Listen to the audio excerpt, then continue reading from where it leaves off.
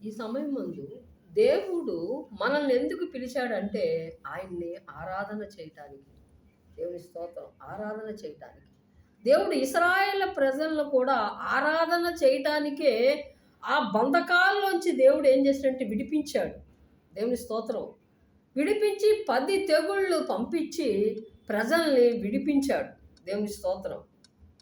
అయితే ఆకాశమంతా దేవుడు మోషే ద్వారా ఆకాశమంతా చీకటి కమ్మేట్టు దేవుడు చేశాడు. దేవుని స్తోత్రం.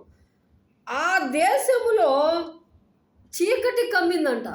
దేవుని స్తోత్రం. ఆ ఫరో ఉన్నటువంటి కాలములో ఆ చోటంతా చీకటి, మనిషికి మనిషి కనపడకుండా కటిక చీకటి. దేవుని స్తోత్రం. కానీ 3 దినములు ఒకరినొకడు కనుగొనలేదు.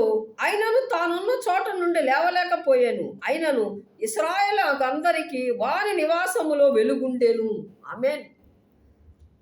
ఫరో వారి దేశములో అంతా కూడా కటిక చీకటంట. కానీ దేవుని పిల్లల నివాసములో వెలుగు దేవుడు ఇచ్చాడు. దేవుని స్తోత్రం. కాబట్టి దేవుడు మనల్ని ఎంతగా ప్రేమిస్తున్నాడో చూడండి. దేవుని స్తోత్రం. దేవుడి మాటలు దీవించడు.